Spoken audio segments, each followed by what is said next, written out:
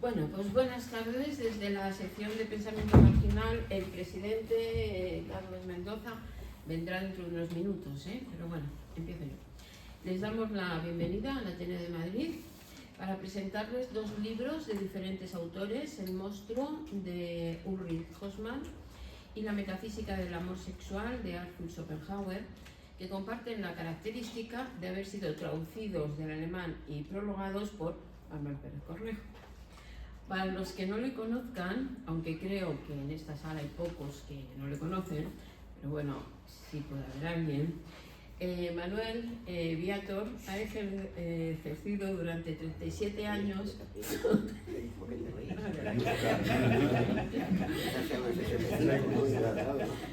docencia en bachillerato como profesor y catedrático de filosofía. Es doctor en esta misma materia con la tesis Arte y Estética de Nicolai Hartmann. Posee asimismo la licenciatura en Historia del Arte por la Universidad Complutense de Madrid. En abril de 2017 fue nombrado presidente de la sección española de la Sociedad Internacional Philipp Mayländer. Especializado en estética y teoría del arte, su actividad investigadora se ha centrado principalmente en los autores de la escuela pesimista alemana e italiana como Schopenhauer, Eduard von Hartmann, Philipp Mayländer, Julius Bansen, Manlio Galambro, Helene von Droskowitz y Agnes Tauber, sobre los cuales ha publicado numerosos estudios y artículos. También ha investigado sobre otros autores como Karl Randolph, Javier Zubiri, Rafael Argullón, Oscar Pfister y Manlio Galambro, que cité anteriormente. Es autor además de una pequeña pero entrañable obra titulada Diálogo filosófico, Arturo o el pesimismo, en el que dos paseantes y amigos, el presidente de la sección acaba de entrar, recorren los jardines de la granja de San Ildefonso, tan queridos por el autor. En cuanto a las obras más recientes, queremos destacar el segundo volumen de La filosofía de la redención de Philipp Mayländer, publicado por Alianza Editorial, y los dos libros que hoy presentamos y que están a su disposición. A continuación voy a desarrollar un breve comentario de las dos introducciones de Manuel, porque la obra de los autores creo que es lo que va a hacer él en su ponencia. En la introducción de la primera de estas obras, La metafísica del amor sexual, de Schopenhauer, Manuel, a partir de este escrito, analiza la importancia que el amor ha tenido en el pensamiento filosófico occidental como una fuerza que puede arruinar al ser humano, pero que también puede elevarle a las más altas cimas de la cultura. En ese sentido, yo siempre hago mis referencias a Freud. En este mismo sentido, cuando Freud, sin duda, siguiendo a Schopenhauer, se refiere a esta fuerza, por él llamada pulsión libidinal, determina la sublimación como uno de los destinos de esta pulsión, pero a la vez nos hace ver sus peligros cuando, desbordada dicha pulsión libidinal o desmesurada, nos conduce a un proceso delirante que va desde la locura amorosa hasta las fantasías mesiánicas. Pero además, esta fuerza biológica de carácter libidinal a la que se refiere tanto Schopenhauer como Freud, que alimenta nuestro aparato psíquico, necesita también ser representado o simbolizado. Y eso no lo consigue a través de conceptos, sino a través de la fantasía. De ahí que Schopenhauer considere que ese conjunto de fantasías que construimos en torno al amor sean meras ilusiones. Y aquí es donde comienza la interpretación pesimista, que desde Schopenhauer va a ser continuada por Eduard von Hartmann y Agnes Tauber, para los que la ilusión del amor suscita en el individuo más sufrimiento que placer. Pero yo me pregunto, y no es una pregunta personal, sino una pregunta filosófica, ¿por qué hemos de considerar que el desengaño, como el contrapunto de la ilusión, es más real y más verdadero que la propia fantasía? Vuelvo a recordar en este momento a Freud, cuando afirma, a partir de su experiencia clínica, que sus neuróticos y neuróticas habían enfermado por fantasías y que para la realidad psíquica las fantasías poseen más realidad que los hechos empíricos. O lo que es lo mismo, el sufrimiento no se produce solo por el desengaño real de una pareja en la que hemos depositado nuestras esperanzas, sino porque implica también la necesidad de renunciar a esa fantasía universal en todos los humanos de alcanzar la fusión con el ideal, que es la fantasía de omnipotencia.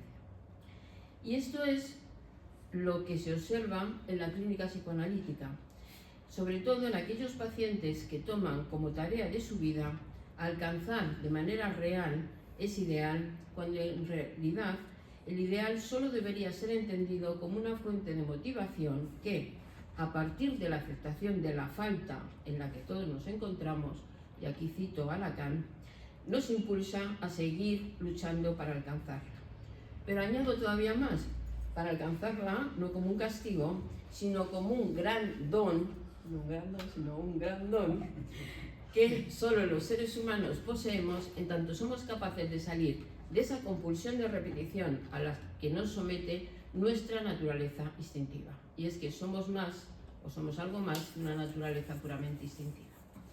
Pero todavía hay otras ideas interesantes en esa introducción. Además, y aquí en la referencia que hace Manuel a Agnes Tauber, creemos que acierta plenamente cuando considera que el amor y la amistad nos redime en tanto nos saca del aislamiento, es la idea de salir del propio yo, nos saca de nuestra subjetividad y nos ayuda a trabajar por el bien ajeno. Y esta idea de la autora me parece muy interesante porque une el imperativo del deber, no con el mundo de la razón, a la forma kantiana, sino con el mundo de la afectividad, del deseo de ayudar a partir del sentimiento de la compasión. Y aquí es donde se inscribe precisamente la actual filosofía de los cuidados, que a mí me interesa especialmente en estos momentos, propuesta por Boris Groys, que en mi humilde opinión completa muy bien la filosofía pesimista. De hecho, dice este autor, el trabajo del cuidado, incluido el cuidado de sí, es siempre un trabajo arduo y uno siempre está dispuesto a evitarlo. Todos los días se prepara la comida, se limpia la habitación, se va a trabajar. El trabajo del cuidado y el cuidado de sí es improductivo, permanece siempre sin terminar y por lo tanto solo puede ser profundamente frustrante. Sin embargo, es el trabajo más importante y necesario. Todo lo demás depende de él. Simplemente, con esto quiero decir que lógicamente esa salida de la subjetividad implica ese cuidado de uno mismo y del otro más allá del propio narcisismo. Simplemente he tratado de comentar este aspecto de la introducción de Manuel al libro de Schopenhauer, pero sin duda trata otros temas que dejo en el misterio para que leáis el libro. Como, por ejemplo, os voy a hacer unos apuntes, ¿no? Como la teoría de Bansen, en la que nos describe al ser humano abrumado en medio de una encrucijada de deberes, o la propuesta de Philip Mayender, que nos propone vínculos afectivos basados en el entendimiento espiritual. También este autor lleva a cabo una crítica a ese anhelo humano de la posesión del otro como propiedad privada, así como una reflexión sobre la pederastía. En conclusión, en mi humilde opinión, un pequeño pero interesante libro en el que se esbozan toda una serie de ideas dignas de ser repensadas. Por otra parte, en la introducción al segundo libro, El monstruo, la propuesta de Manuel está centrada no en la pulsión libidinal a la que antes nos referíamos, sino en la reflexión sobre la pulsión de muerte o de destrucción, también presente en todo ser humano, que Horkheimer llama voluntad de abolición.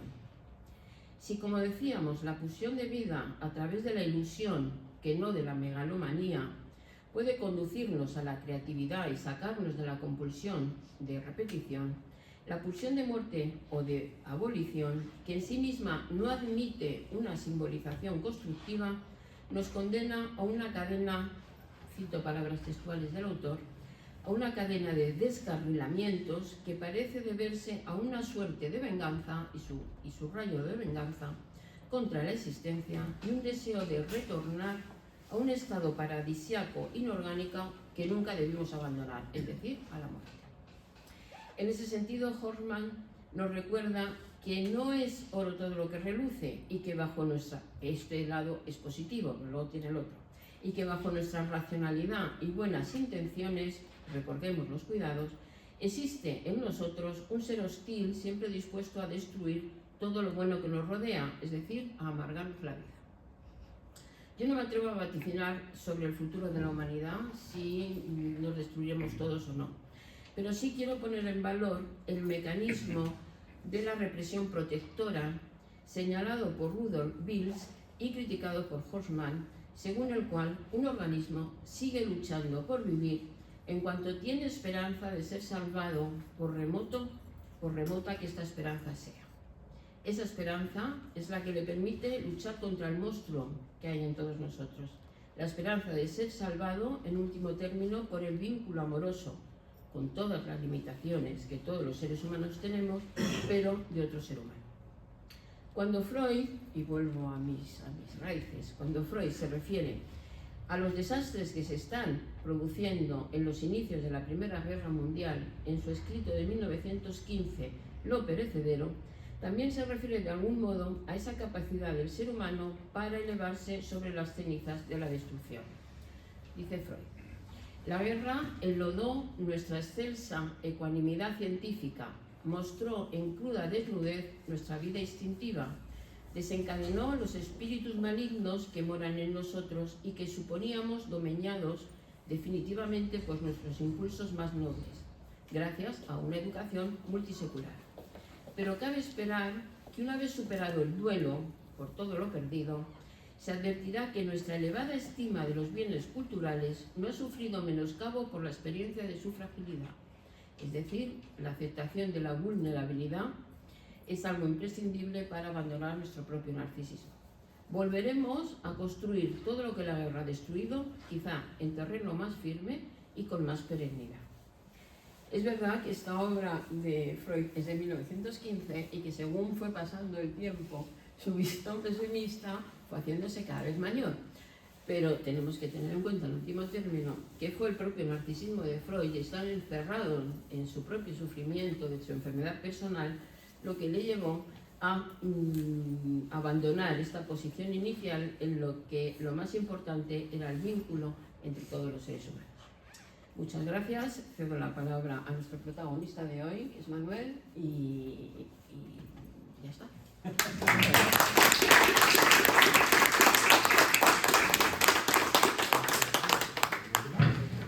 ¿Se escucha? Se escucha bien, ¿no? Bien, pues gracias, Carmen, por la presentación y bueno, vamos a comenzar para no alargar mucho la intervención, ¿no? Bien. Bueno, pues entre todo, buenas tardes a todos y todas, ¿no? Y bienvenidos a la presentación de estas dos novedades editoriales relacionadas con la filosofía del pesimismo alemán, publicadas ambas por la editorial Sequitur. Está su editor, su director, Francisco Ochoa, ¿no? Y está llevando a cabo una labor realmente magnífica en muchos aspectos. Yo me gustaría que, si tienen alguna ocasión, pues consulten el catálogo, está en internet, de los libros publicados tanto por Sequitur como por Casimiro. Sobre todo, Casimiro es una editorial sobre todo dedicada a temas de arte, y también Archivos Bola, efectivamente, con V, que es una editorial también pequeñita, pertenece al mismo grupo, pero que tiene unos libros magníficos, realmente magníficos, y yo creo que merece la pena pues, que se difundan, ¿no? Pues bien, esta editorial ha publicado ahora, después de haber publicado bastantes libros relacionados con este tipo de pensamiento, con esta corriente de pensamiento, estos dos libros, ¿no? La metafísica del amor sexual, de Arthur Schopenhauer, y que es una nueva versión que he hecho yo de este libro, que ya es muy conocido, el fragmento de Mundo como voluntad y representación, y este libro que yo considero pues, un libro fundamental para entender lo que está pasando actualmente, en el ámbito bélico, digamos, ¿no? El monstruo, perfiles de una filosofía antropófica, de Ulrich Horstmann, que es uno de los escritores y pensadores más importantes que hay en el ámbito alemán ahora mismo, pero que en España, pues yo creo que, bueno, que siempre hay gente que lo sabe mucho, ¿no? Pero que me da a mí la sensación de que es prácticamente desconocido, por no decir absolutamente desconocido. Por tanto, es la primera publicación que yo sepa, ¿no?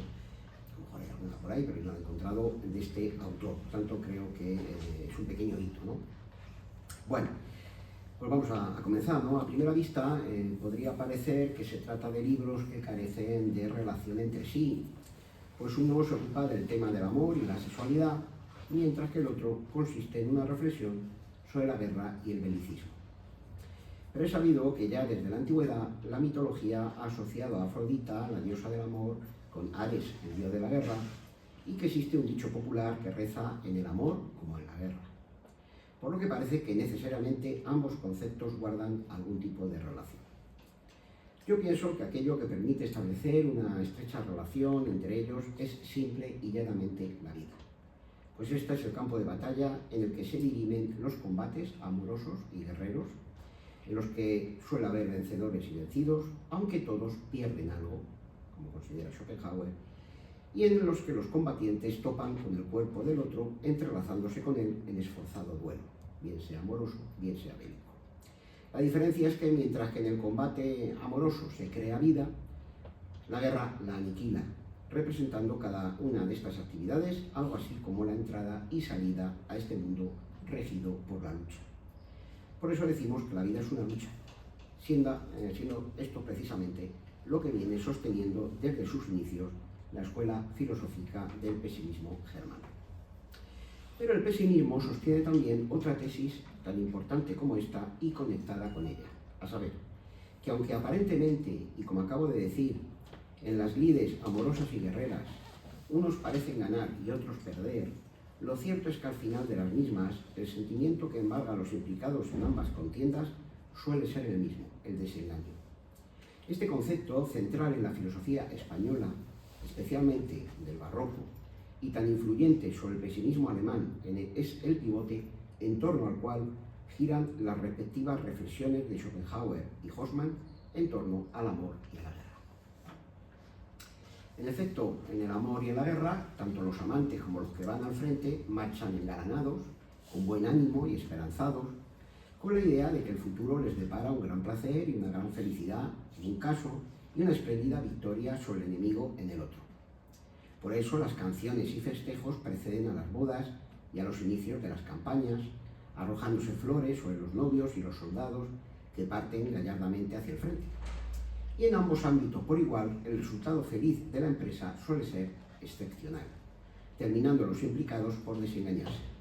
Ni el amor ni la guerra compensan, pues suelen terminar en el desvanecimiento de muchas ilusiones e incluso en el caso de que haya éxito y la empresa haya marchado aceptablemente bien, lo que se ha perdido en el empeño suele superar siempre con creces a la eventual ganancia. Si el resultado final es una paz más o menos estable o duradera y se logra cierta convivencia pacífica, ya pueden darse todos por satisfechos hasta que haya un nuevo desencadenamiento de las hostilidades. Pues bien, es este desengaño el que preside las reflexiones que contienen los dos libros que estamos presentando. En el primero, Schopenhauer expone su desengañada concepción del amor, que rompe con la tradición anterior, exaltadora de esta pasión, para ver en ella simplemente lo que hoy llamaríamos el impulso sexual. En el segundo, Haussmann desenmascara la idea común, según la cual, si alguien quiere la paz, debe prepararse para la guerra. Pues a su juicio, en la historia humana la paz es una ilusión.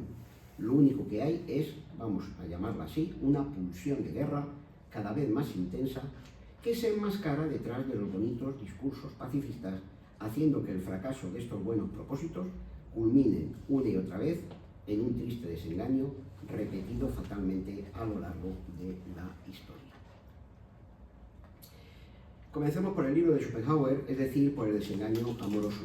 El libro consta de dos partes. La primera es una extensa introducción, esta sería, digamos, la gran novedad que, pienso yo, contiene el libro, ¿no?, titulada El amor como voluntad y representación, la sexualidad en la escuela pesimista alemana, en la que se desarrollo los diversos conceptos del amor y la sexualidad elaborados por los diferentes miembros de la escuela pesimista alemana, Eduard von Hartmann, Agnes Tauber, Julius Bansen y Philipp Mayländer, que citaba antes Carmen, ¿no?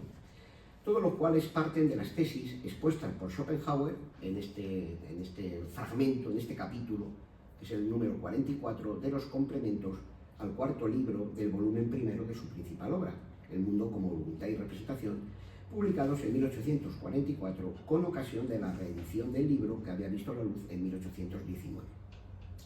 La segunda parte del libro contiene el susodicho capítulo 44 en una nueva traducción, realizada con fines divulgativos encaminados a hacer el texto accesible al gran público en una edición de bolsillo.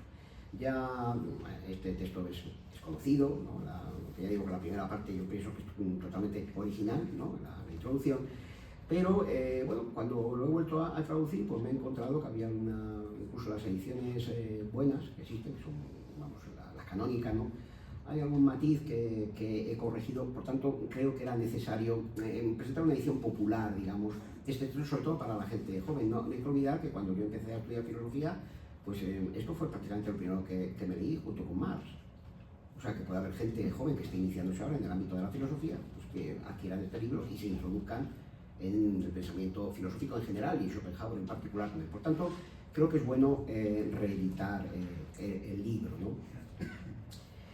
En lo que sigue me voy a referir solo a las tesis sobre el amor y la sexualidad de Schopenhauer, pudiendo conocer el resto de las tesis de sus seguidores, adquiriendo el libro y leyendo su introducción.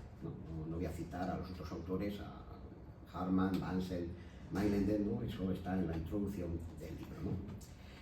Bien, desde el banquete de Platón, hasta los diálogos de amor de León Hebreo, por solo citar un par de filósofos, el amor había sido considerado como una fuerza que, convertida en pasión desenfrenada, puede arruinar al ser humano, pero que, puesta al servicio del conocimiento, también puede elevarle a las más altas cimas del ideal y a la suma perfección.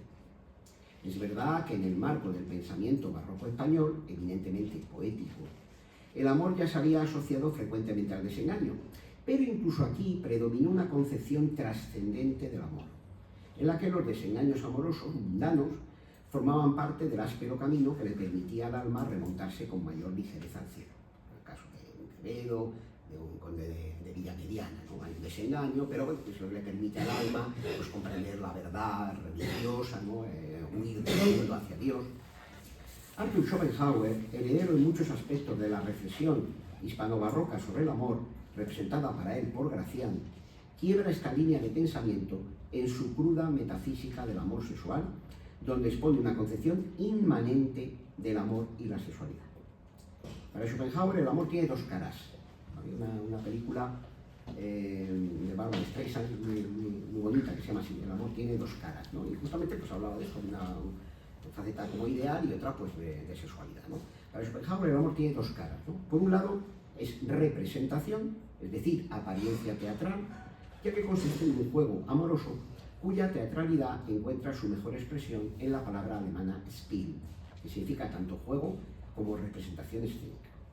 Dicho jugueteo, aunque viene acompañado de una ilusión de felicidad, va inevitablemente seguido del desengaño, dice Schopenhauer, debido a que el amor es, en realidad, una expresión de la voluntad de vivir de la especie, que no desea otra cosa que perpetuarse a sí misma, procreando la siguiente generación, sin preocuparse en absoluto de la eventual felicidad de los individuos implicados en el esparcimiento amoroso. Para Schopenhauer, aunque los poetas, novelistas, dramaturgos, hoy añadiríamos cineastas y cantantes, ponen por encima de las nubes el amor, lo cierto es que detrás suyo se encierra, según él, una ilusión engañosa, una trampa creada por la naturaleza, es decir, por la voluntad, para embaucar a los individuos y asegurarse la perpetuación de la especie mediante su coyunda. Los enamorados no serían más que los instrumentos inconscientes de esa fuerza irracional que es la voluntad de vivir, cuyo único deseo es perpetuar la tragicomedia de la existencia hasta el infinito, trayendo nuevos seres, personajes, a este gran teatro del mundo, sin importarle un ardite los terribles sufrimientos que tendrán que arrostrar los nuevos personajes a lo largo de sus atormentadas vidas. Lo único que cuenta es que la función continúe y que la siguiente generación tenga una constitución robusta que le permita actuar bien y engendrar las siguientes generaciones. Así se explica el inevitable desengaño que sufren los implicados en el juego representación amorosa, cuando ven que dicho jugueteo se salda con una ganancia de la banca naturaleza y una bancarrota de las expectativas de felicidad por parte de aquellos que habían apostado toda su dicha a un número de la lotería matrimonial o de pareja, que para el caso es lo mismo, que si antes les prometía el cielo, ahora se disipa como humo, derribando su esperanza por los suelos. En el mejor de los casos, dice Schopenhauer, si la pareja de amantes no es absolutamente incompatible, puede surgir una buena amistad entre ambos en base a un interés compartido. pero sin duda la satisfacción del prurito sexual, unida al paso de la edad, apagará el fuego amoroso que irá a prender las candelas del escenario en el que se representarán las siguientes funciones amatorias, las cuales se desarrollarán siguiendo el mismo argumento que los amantes actuales representan. Así pues, embaucados por la ilusión de perseguir su propio bien individual, dice Schopenhauer, los amantes atienden en realidad al bien de la especie. Me gusta este cuadro de Marguerite porque podría representar muy bien ese carácter, digamos, oculto, inconsciente que hay detrás del amor, ¿no? Según Schopenhauer. Ciertamente, al ser la idea de la especie, según Schopenhauer, la objetivación de la voluntad que media entre ésta y los individuos fenoménicos, puede decirse que en cierto sentido el amor sigue siendo para el Buda de Frankfurt, para Schopenhauer, algo ideal, algo metafísico, pero desde luego no en el sentido que se le había dado a este concepto en la tradición anterior.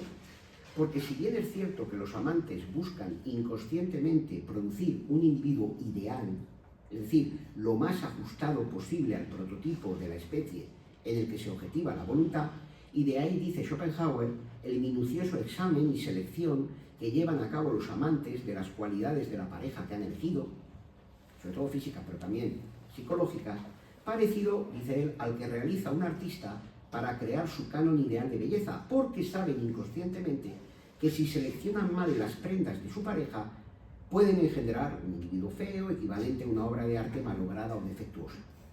Lo cierto es que este ideal ha de interpretarse en Schopenhauer de forma puramente inmanente, hoy diríamos biológica. Con ello, el divino Cupido, tenemos a la izquierda, ¿no? Ese ídolo al que tantos sacrificios y loas se han dedicado, dice él, cae derribado por los suelos y queda sustituido por el ciego instinto y el rastrero intercambio de fluidos destinado a prolongar el insensato curso biológico de la voluntad de vivir, repetido cansinamente hasta el infinito.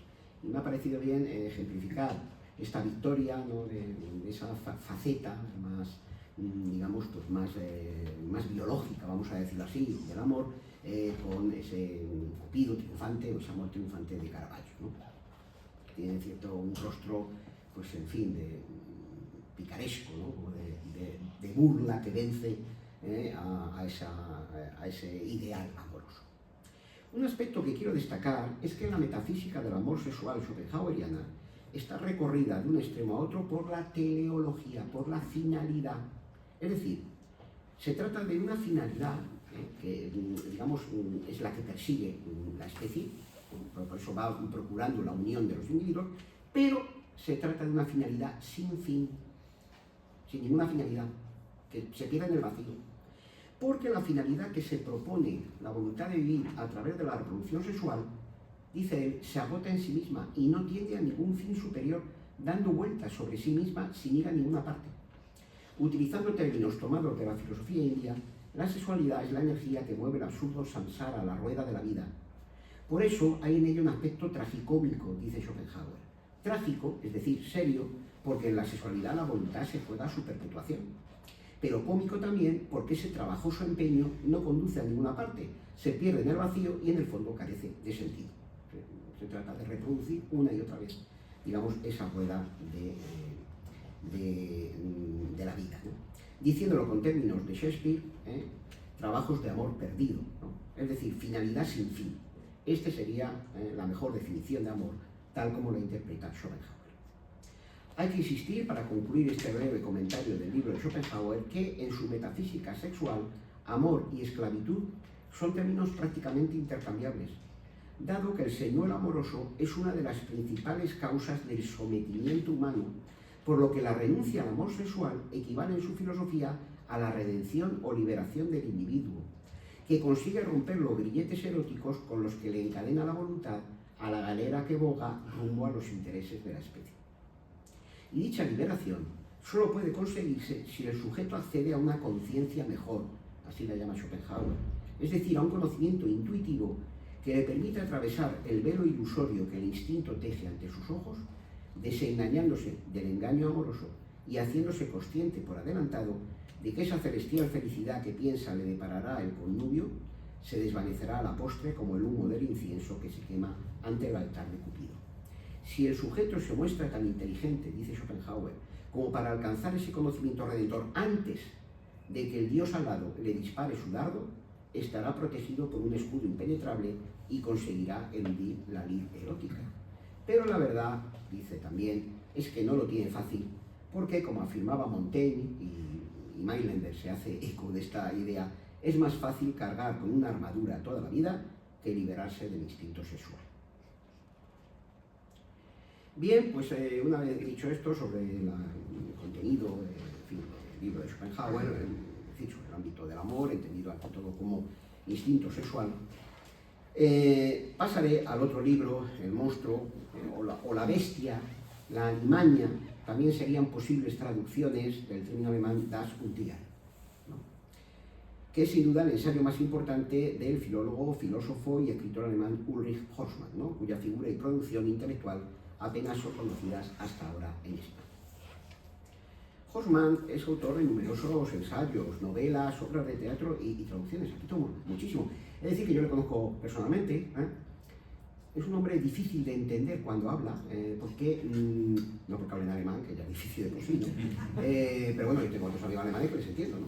El problema es que su lenguaje es extremadamente barroco. Es alguien que está constantemente haciendo como juegos de palabras, ¿no?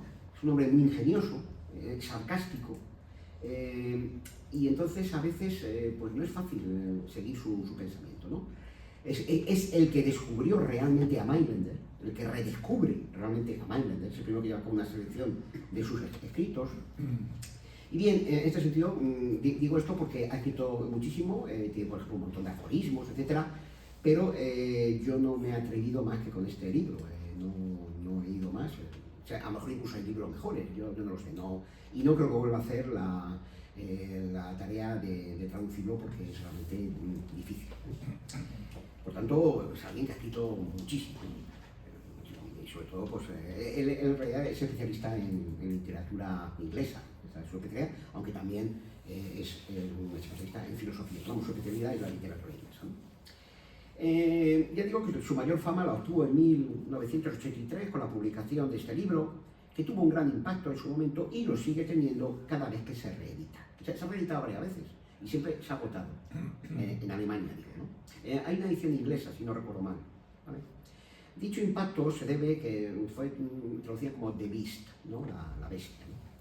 Dicho impacto se debe en buena medida a que en él Horsmann adopta una posición filosófica muy crítica con el pacifismo contemporáneo. En su ensayo, Horsmann plantea la necesidad de desengañarse respecto de la racionalidad y naturaleza pacífica del ser humano. Él propone una perspectiva filosófica original que llama antropófuga. No ha sido nada fácil traducir el término antropofugale, ¿no? Antropófuga, ¿no? En vez de antropocéntrica, antropófuga, ¿no? Caracterizada por una decidida voluntad de huir del ser humano y que culmina con la propuesta, bizarra pero absolutamente consecuente con la tendencia marcada por la historia de la humanidad, de poner fin a nuestro fatídico paso por este planeta, valiéndonos del desaforado arsenal armamentístico, sobre todo nuclear, que hemos ido acumulando de forma obsesiva en el curso de una escalada bélica incesante que se remonta al origen de nuestra especie y llega hasta hoy. Horsmann considera que este es el inequívoco punto de fuga hacia el que se dirige el eufemísticamente llamado progreso de la humanidad. Y por ello piensa que ha llegado el momento de quitarnos la careta de una vez y liberar al planeta de la maldición que representamos para él, dejando paso expedito al irreprimible apetito de autoeliminación que ha impulsado al ser humano a lo largo de sus 200.000 años de existencia como Homo sapiens, aunque Horsmann cree que habría que denominarlo más bien Homo extinctor, el hombre que extingue o que aniquila, ¿no? La genealogía de la destructividad humana y el pesimismo radical del que hace gala Horsmann tienen sus raíces no solo en la experiencia histórica, que nos muestra un rosario ininterrumpido de guerras hasta culminar en la Guerra Fría y más recientemente en los conflictos bélicos cada vez más virulentos que jalonan este primer cuarto del siglo XXI. Un hecho, dice él, incontestable, que pone de manifiesto la naturaleza belicosa del ser humano, por mucho que el pacifismo recalcitrante se empeñe en decir una y otra vez lo contrario. Sino también se apoya en la tradición pesimista de la filosofía occidental, muy especialmente, claro está, en Arthur Schopenhauer, Adolfo Hartmann, Philipp Meitner, Sigmund Freud, el último Sigmund Freud y Émile Cioran. Pero estas sombrías influencias se ven además matizadas por un componente, como decía antes, sarcástico, satírico y a veces casi burlesco, que tiñe todo el libro y que su autor debe a la influencia que sobre él ha ejercido el humor negro de autores como Jonathan Swift, recuérdese la misantrópica mordacidad de los viajes de Gulliver, de 1726, o Una modesta proposición, que es de 1729, o también Erasmo de Rotterdam, cuyo elogio de la locura centra uno de los capítulos de su libro. Por tanto, es un libro que uno no sabe muy bien cómo leer, A veces se lo tiene que tomar uno en serio, otras veces de manera irónica o de manera sarcástica. En El monstruo, pues, Hoffmann se propone decirle la verdad o lo que él piensa la verdad de una vez al ser humano. A saber, que en su fondo más íntimo él desea autodestruirse y que hay que dejarle que lo haga porque lo va a terminar haciendo, tarde o temprano, por un camino o por otro. Y veremos por qué digo por un camino o por otro. Hoffmann es muy consciente desde el principio de que las ideas expuestas en su ensayo le van a traer una mala reputación y que incluso pueden resultar repelentes. Pues ¿cómo puede atreverse alguien a considerar al ser humano que ocupa el puesto más alto de la creación o de la evolución, si somos ateos, como un monstruo, como una fiera corrupia ávida de sangre? ¿Cómo puede alguien contradecir el ideario humanista impuesto por el pensamiento optimista, políticamente correcto, que crea pies juntillas en el ideal del progreso y en que hay que seguir caminando hacia adelante, como dice nuestro presidente del gobierno, ¿no? A toda costa, hacia no se sabe muy bien dónde? A mí esto que dice Sánchez siempre, de que hay que ir hacia adelante, me recuerda un chiste que había, como ya somos mayores, ¿no? En la época de Franco, ¿no? Al final, que ahora se va a poner de moda otra vez, ellos lo van a poner de moda otra vez, ¿no? Franco, que ya hay que tener tela marinera, ¿no? Otra vez, ¿no? Un año entero hablando del dictador, ¿no? Pues bien, había un chiste, yo no sé si lo recordaron ustedes, pero era muy famoso, que decían, sale Franco al balcón y dice, españoles, como hablaba de Franco, hace unos días España estaba al borde del abismo. Hoy hemos dado un gran paso hacia adelante, ¿no? Entonces, pues esto, hay que seguir adelante, ¿no? Adelante, sigamos adelante. Pues vale, estupendo, vamos a ver dónde vamos, ¿no? Puede ser que adelante te estrelles como aquel tren que salía en la bestia humana del Sola, ¿no? Al final, cargado de soldados que iban hacia el frente franco-prusiano, y en el que los conductores del tren han muerto, porque se habían peleado entre ellos, y el tren se dirige, así termina la novela, ¿no? Se dirige hacia la destrucción. Pero sigue adelante. Sigamos adelante, a toda costa. Hacia no se sabe muy bien dónde, dice Hoffmann, ¿no? Bien, por cierto, Sánchez ya se ha dado cuenta, lo dijo hace poco, no hago más que reiterar esto, que el gran enemigo a combatir es el pesimismo. Lo he dicho más de una vez.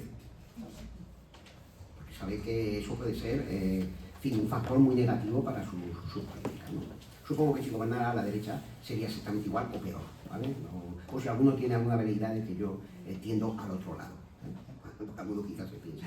Pero bueno, todos coinciden en esto, ¿no? Hay que seguir adelante.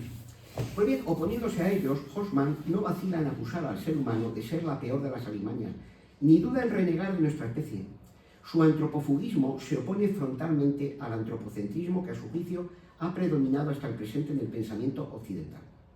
En este sentido podemos calificar a Hoffmann de un filósofo de la sospecha, porque barrunta que detrás de los discursos oficiales antropocéntricos, racionalistas y progresistas que se han impuesto en la filosofía occidental, se oculta soterrada una voluntad de aniquilación. Es como la denomina él, ¿no? Que sería la versión que él da de la voluntad de morir, de Mailänder, del impulso de destrucción del que hablaba Sabina Spielrein, o de la pulsión de muerte de Freud, que toma de Sabine Spielrein, ¿no? Que a lo largo de los siglos se ha puesto de manifiesto bajo las más diversas formas que van desde las grandes masacres del pasado al ecocidio contemporáneo. Porque esa destrucción no es solo contra los hombres, sino también contra la naturaleza.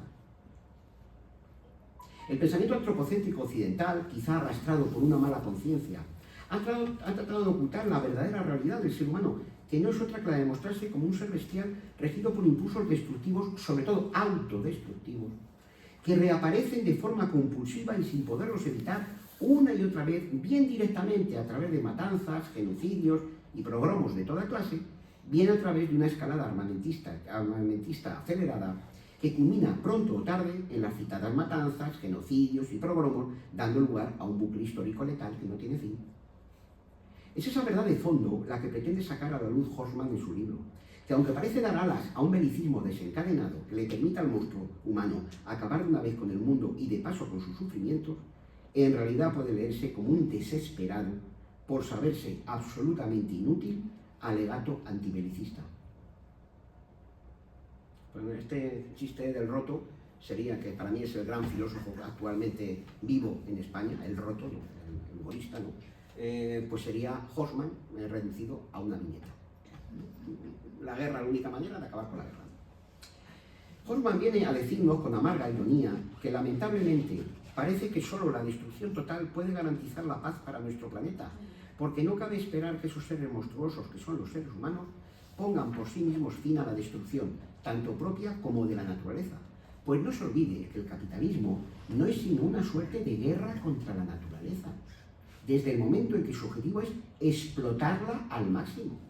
La palabra lo dice claramente, es que hay que explotar al máximo los recursos, es un término bélico.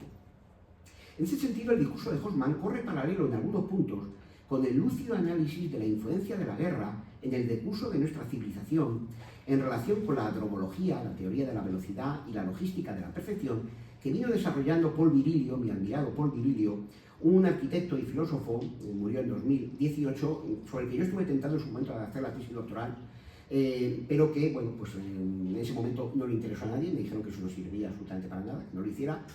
Luego resulta que Paul Virilio se puso de moda, empezó a traducirse, pero yo ya lo había abandonado. De hecho, todos los libros me los tuve que traer de Francia porque, como él trataba de la velocidad, la guerra, la influencia que tiene la guerra en la dominación de los pueblos, pues esto lo dejaron de lado, ¿no? Su escrito más interesante, imagino que lo conocen, pero si no lo recomiendo ahora, de Paul Virilio, es Velocidad y Política, que es de 1977. Yo creo que es uno de los mejores libros que se han escrito en la filosofía occidental a finales del siglo XX. Pues Horsman está un poco en esa línea, ¿no? Horsman detecta que a lo largo de la historia de la filosofía se han alternado dos discursos. El primero, racionalista y optimista, ha visto en el ser humano un ser racional, tendente al progreso que se dirige derecho hacia un futuro prometedor, pero siempre pospuesto. El segundo, marginal pero imposible de erradicar, se ha caracterizado en cambio por la certeza de que bajo esa capa de racionalidad y humanitarismo se agita un ser hostil y abominable abocado a la aniquilación. Por supuesto, los representantes del academicismo filosófico han mostrado el mayor desprecio hacia este tipo de análisis, persiguiéndolo a veces, ridiculizándolo siempre y procurando hacerle el vacío. Pero no han podido evitar que la obstinada realidad de los hechos, es decir, las recurrentes guerras y masacres y actualmente el desastre climático propio del antropoceno, hayan dado siempre la razón de una u otra forma a los pensadores antropófagos, dice Horsman. Partiendo de estos presupuestos, Horsman desarrolla una genealogía del pensamiento antropófago en contraposición al pensamiento humanístico antropocéntrico, que aquí solo voy a resumir muy brevemente. Él sostiene que fueron los mitos los primeros en mostrarse pesimistas a la hora de valorar al ser humano, ya que están plagados de escenas apocalípticas, violentas o destructivas. Ahí pongo un ejemplo de la guerra de Troya, pero él cita ejemplos de otros, de los Edas, en fin, de distintas mitologías en las que Ramayana, etcétera, ¿no? En las que hay constantemente pues, elementos bélicos y grandes apocalipsis, ¿no? Pero este pesimismo del mito, así lo llama él, es una expresión que me encanta, ¿no? El pesimismo del mito fue desde el primer momento reprimido por el optimismo filosófico, que elevó al ser humano primero a los cúspides de la naturaleza en la filosofía grecorromana y luego al rango del rey de la creación en el pensamiento medieval, destinándolo en ambos casos a dominar la naturaleza, justificando con ello todas las guerras de conquista y de religión perpetradas a lo largo de la antigüedad, la Edad Media y el Renacimiento. Aunque algunos filósofos como Maquiavelo o Erasmo comenzaron a percatarse de la verdadera calaña del ser humano solo después del desastre que supuso la Guerra de los 30 años, dice Horsman, quizás se fijan en ella porque él es alemán, ¿no? Se le nota que es alemán en el sentido de que, bueno, escora evidentemente hacia su historia y sus planteamientos, ¿no? Comenzó a hacerse evidente que algo fallaba en esta interpretación buenista del hombre. Pronto el optimismo leiniciano y el idealismo hegeliano, en los que se hacía la apología de este mundo como el mejor de los posibles o se lo explicaba como la encarnación de la razón absoluta respectivamente, se vieron desenmascarados primero por el sarcástico cándido volteriano y luego por la corrosiva filosofía pesimista de Schopenhauer, que supuso un paso definitivo, dice Hoffmann, hacia la comprensión de la maligna oscuridad que late detrás de la naturaleza en general y del ser humano en particular. Habría que decir, esto no lo dice Hoffmann, para mí es una carencia muy grave, pienso yo, que como hemos hablado muchas veces Carmen y yo, es Schelling, el gran Schelling, sobre todo el Schelling a partir de 1809, del escrito sobre la libertad humana, el que se percata de este fondo oscuro que existe en la naturaleza, y que se traduce también en el propio, y que se proyecta también en el propio ser humano. Ha sido Ana Carrasco Conde, que yo pienso que ahora mismo es pues sin duda una de las grandes intelectuales que tiene este país, ¿no? La que se ha dado cuenta de este, aunque ella no solo habla de Schopenhauer y esta línea de pensamiento, pero sí la que se ha centrado sobre todo en valorar este carácter pionero de Schelling, que introduce este ámbito de la maldad, de ese fondo oscuro que hay detrás de la naturaleza y del ser humano, ¿no? Como es sabido, para Schopenhauer lo que subyace a la... Schopenhauer lo cita Hoffmann, lo que subyace a la fosa séptica del universo es una ciega e irracional voluntad de vivir que se proyecta en el ámbito de los fenómenos bajo la forma de una terrible lucha por la existencia, en la que el monstruo humano ocupa un lugar especialmente activo y devastador. Por este camino le seguirán Edward von Hartmann y Philipp Mayländer, aunque en este libro Hoffmann no cita a Mayländer porque cuando lo publica en el año 83 todavía no ha redescubierto a este autor. Él se queda en Edward von Hartmann, luego en Cioran, pero no cita a Mayländer. Quienes detectan ya claramente una voluntad de morir oculta tras el arrogante vitalismo del que hace gala el monstruo humano. Con estos filósofos pesimistas, dice Hoffmann, la filosofía retorna a la certeza original del mito y se hace cargo definitivamente de que tanto el embriago humano como el mundo que ha urdido están condenados a la aniquilación. Pero ahora se añade una notable y decisiva diferencia. Mientras que los filósofos mencionados se limitaron a elaborar sofisticadas especulaciones filosóficas sobre la voluntad de exterminio del ser humano, Schopenhauer, Edward von Hartmann, son teóricos, actualmente, dice Hoffmann, el hombre puede ponerla en práctica gracias a la sofisticada tecnología bélica que ha ido creando en el corto tiempo que media entre mediados del siglo XIX, cuando ellos trabajaban, y la creación de la bomba nuclear o las armas bacteriológicas.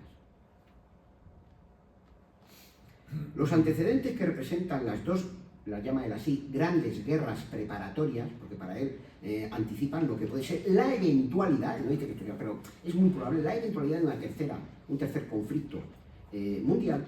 Pues bien, los antecedentes que representan las dos grandes guerras preparatorias, como la llama Hoffmann, es decir, la Primera y Segunda Guerra Mundiales, que tenemos ese magnífico dibujo de Otto Dix, ¿no?, de esa carga de los soldados alemanes, que son casi monstruosos, esas máscaras nítidas en la Primera Guerra Mundial, y luego un fotograma de salvar al soldado Ryan. Pues lo he puesto ahí un poco porque yo creo que no hay nada más semejante al desembarco de la Guerra de Troya que en las primeras escenas de salvar el soldado Ryan. Son dos escenas de ese salto inicial y de la inmensa mortandad que implica un conflicto bélico, ¿no? Pues bien, esas dos grandes guerras preparatorias, dice Hoffmann, no dejan lugar a dudas sobre la eventualidad, su filosofía también ha sido llamada en ocasiones una filosofía de la eventualidad, del tercer conflicto que se avecina y que pronto o tarde vendrá a desencadenarse sobre la cabeza de los monstruos, porque estos, en lo más profundo de su ser, están deseando, dice él, aporrearse, golpearse, machacarse unos a otros, llevados por el odio inextinguible que sienten hacia los demás y hacia sí mismos, aunque traten de disimularlo organizando infinidad de conferencias de paz en las que lo único que aciertan a decidir es eliminar, dice él, unas armas que han quedado obsoletas y sustituirlas por otras mucho más letales, capaces de asegurar una extinción mucho más eficaz de toda vida planetaria. En realidad, él tiene un escrito que no he localizado, en el que él dice que el arte recoge también esto, estas mismas tesis, pero a nivel artístico, ¿no? Por tanto, en realidad, en Goya, por ejemplo, ¿no?, o en Delacroix, ¿no?, ya encontramos una detección de esta nefasta idiosincrasia del monstruo humano, alcanzando a plasmarla magistralmente, por ejemplo, en el duelo a garrotazos, ¿no?, o en esa revolución guiando al pueblo, en la que la revolución va hacia adelante, va progresando, ¿no?, pero es una montaña de cadáveres, que se extiende cada vez más de cadáveres, ¿no?, que ahí se acaban en, no sé qué revolución es esta, creo que de 1830, no recuerdo bien. Pero bueno, luego se extienden a las sucesivas revoluciones, ¿no?, que ha habido de todo signo. No olvidemos que en el nazismo también se pretendía una revolución. O sea, esto es algo que se nos olvida. Siempre se habla de los nazis. Eso es que es nacional-socialismo. Esto es algo que a mí me asombra siempre. Los nazis, el nacional-socialismo. Es decir, hay un elemento allí claramente revolucionario que ya vemos cómo acaba también. En fin, no os hablo de Stalin y compañía, porque sí. Pues, en fin, hace años fuimos, Carmen y yo, a ver una exposición maravillosa que hicieron en Barcelona. Luego nos la trajeron aquí, a Madrid. Afortunadamente estaban los letreros en inglés y en catalán, porque no se dignaron en ponerlos en castellano, ¿no? Que estaba arte en la época de los totalitarismos. Una exposición maravillosa, maravillosa. Y ahí venía el arte en la época de la República y luego el arte durante la Segunda Guerra Mundial, tanto en la zona comunista como en la zona soviética, como en la zona del nazismo o del fascismo italiano. Oye, eran los mismos carteles, eran los malditos mismos carteles. Unos tipos con unos puños dando golpes, aplastando, destruyendo, cambiaban los signos, pero la violencia era la misma. Esta es la sensación última que extraía uno de esos carteles. Era el mismo individuo deseando destruir al otro, pero con pretextos diferentes. Resultado final, no me acuerdo ahora mismo cuántos millones de muertos hubo en esa Segunda Guerra Mundial, pero vamos, solamente rusos creo que fueron 20 millones. No está mal, ¿no? 20 millones de muertos, hablemos de los desaparecidos, en fin. Y eso es hace 4 días, no hace 600 años. ¿Vale? Yo desperté a la vida con la guerra de Vietnam, ¿vale? Y me voy a morir viendo otra serie de conflictos que esperemos que se queden en lo que son. Esperemos, ojalá. Pues bien, ya Goya o de la Cura se habían dado cuenta de que se da esta idiosincrasia bélica, ¿no? Lo que pasa es que lo que ahora esgrimen esas bestias que se golpean, dice Hoffmann, no son estacas o rifles o pistolas, sino sofisticados misiles y drones. Porque aunque el monstruo se vista de seda, monstruo se queda. En su foro interno, dice Hoffmann, ya voy acabando, el monstruo sabe que únicamente una aniquilación completa acabará con sus sufrimientos. Es esta convicción la que ha dirigido todo su desarrollo desde la aparición de la primera hacha de Silex hasta la organización del proyecto Manhattan. Tal como han sabido ponerlo de manifiesto con sus magistrales fotogramas, primero Stanley Kubrick en 2001, una odisea espacial, que es de 1968, o la chaqueta metálica, ¿no? Esa escena final de la chaqueta metálica lo creo que es de antología, ¿no? Pero tengo aquí citado lo que van cantando los soldados mientras avanzan al final en una escena, ¿no? Van diciendo, esto es un mundo de mierda, ¿no? Estoy en un mundo de mierda, ¿no? I am in a world of shit, yes. Pero estoy vivo y no tengo miedo. But I am alive and I am not afraid. Van avanzando, cantando, mientras las llamas, digamos, van recorriendo su camino, ¿no? O más recientemente, esa magistral película Oppenheimer, ¿no?, de Christopher Nolan, ¿no?, donde claramente se describe bien a las claras la insistente voluntad del ser humano por convertirse al fin en la muerte destructora del mundo. Hoffmann se muestra muy crítico con el pacifismo y el ecologismo que dicen oponerse a esta escalada destructiva. Si se fijan ustedes bien, estos movimientos, yo he encontrado a los ecologistas muchísimos años, van como desapareciendo. Van como desapareciendo. Es como si supieran que algo hay que de manera, vamos, no digo que Hoffmann tenga razón, yo no lo sé, ¿no? Pero algo ahí como que se va imponiendo esa visión oscura cada vez más, ¿no? El desierto crece, decía Nietzsche, ¿no? Porque ellos, dice Hoffmann, dicen oponerse a la escalada destructiva. Según él, las conferencias de paz o la ONU se han mostrado completamente ineficaces a la hora de suprimir el delirante número de guerras que se ha ido desencadenando desde el final de la última guerra preparatoria, que sería la Segunda Guerra Mundial, a lo largo y ancho del vapuleado mundo que tiene la desdicha de habitar el monstruo. Téngase en cuenta, estos son datos que he buscado, ¿no?, que en 2024 se han producido 59 conflictos armados en el mundo, la cifra más alta desde que la serie histórica comenzara en 1946, después de la Segunda Guerra Mundial. Los picos anteriores se produjeron en 2020 y 2022, con 56 conflictos cada uno. según un informe del programa de datos sobre conflictos de la Universidad de Uppsala de Suecia. No es esto, dice Hoffman, una señal clara de que el ser humano no desea eliminar tales guerras, sino que muy al contrario parece anhelar inconscientemente la llegada de una redención global final autoaniquiladora. A esto mismo respondería la inacabable producción de películas del llamado género de catástrofes o distópicas que vienen a apuntar a una debacle final como la única salida posible de nuestra historia. Hoffman sentencia asimismo a los movimientos ecologistas, pues estos proclaman defender una naturaleza que saben va a ser aniquilada sin remisión por nuestra monstruosa especie, ya que ésta, por muchos foros internacionales que convoque y por muchos manifiestos que suscriba, cuántas conferencias hemos visto ya que terminan siempre con una desilusión, ¿no? Por cierto, que los que van a esa conferencia van en aviones que contaminan, etcétera, ¿no? O sea, no en un camello, ¿no? Sino que van allí, ¿no? Y luego pues hay un banquete, luces, focos, en fin, bueno, imagino que lo hacen con la mejor voluntad del mundo, ¿no? ¿Y qué pasaría si no hubiera esa conferencia? Todavía sería aún peor, ¿no? Dice Hoffman que por mucho manifiesto, muchas conferencias que haya de este tipo, ni por pienso se plantea el ser humano poner coto al crecimiento económico desenfrenado, mediante el cual se asegura su bienestar, del que en realidad participan muy pocos, a cambio de dilapidar ingentes recursos naturales y humanos en el curso de una agresión contra la naturaleza a la que el monstruo quizás, dice él, odia precisamente por haberla engendrado. Así pues, lo que nos depara el futuro no es el tan creído y llevado desarrollo sostenible, oxímoron compuesto por palabras de imposible conciliación en la mente del monstruo.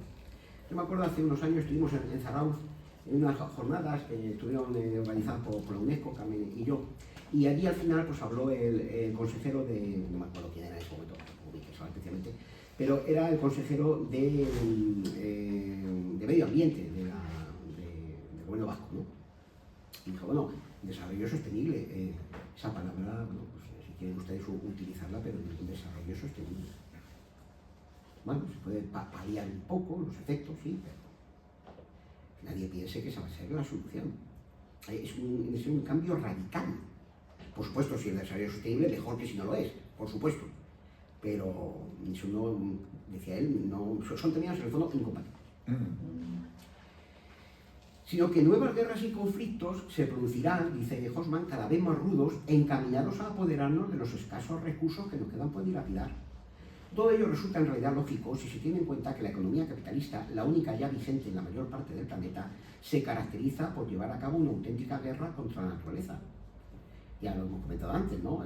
Su propia expresión, explotación de recursos, condensa en 3 palabras el carácter deletérea de este modo de producción. No obstante, la certeza pesimista antropófuga se ha visto sometida a lo que en términos freudianos cabría llamar un inmenso mecanismo de represión y de negación, tan eficaz que incluso aquellos pensadores contemporáneos que han acertado a descubrir la pulsión destructiva del ser humano se han visto obligados a autocensurarse o a deformar sus afirmaciones para hacerlas casar a la fuerza con el discurso predominante.